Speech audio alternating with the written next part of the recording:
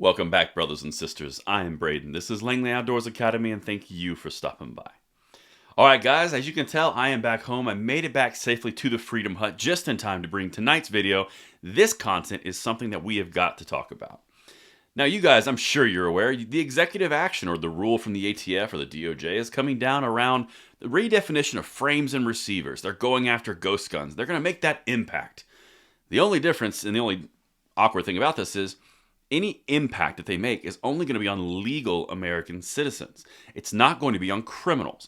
And the article that I'm going to bring forward for you right now is kind of bouncing off of 2 or 3 that shows you criminals are only going to criminal.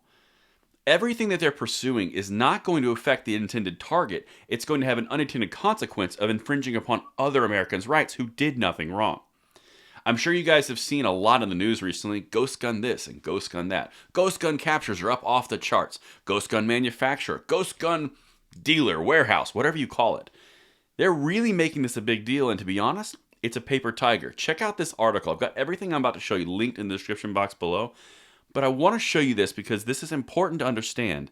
They're going after a moral victory on this one, but it's not going to have the impact that they want.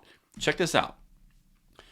Federal prosecutors have indicted an Oregon man for allegedly running the state's largest ghost gun manufacturing workshop, a case authorities say highlights how the homemade firearms can fuel crime. Okay. It's already federal law that you cannot manufacture and sell firearms if you're not an FFL dealer. That already violates that law. You already can't do this. Okay, that's one. Let's keep going. A federal grand jury on Thursday indicted Tyler Ray Harnden on charges he allegedly provided fentanyl-laced counterfeit oxycodone pills to people with substance abuse disorders in exchange for making illegal straw purchases of firearms. So he's dealing with controlled substances in order to do a straw purchase for a firearm because he can't own and buy a firearm through the 4473 background check system. That's 2 more infringements that are laws that were broken that did not work.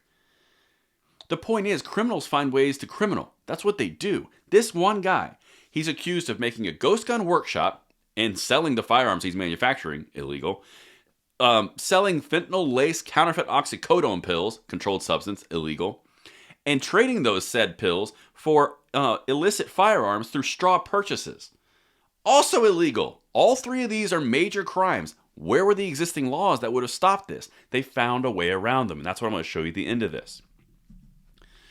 Harnden, 29, has been charged with possession with intent to distribute fentanyl and heroin, distribution of fentanyl, possessing a firearm in furtherance of a drug trafficking crime, and illegally possessing a firearm as a convicted felon.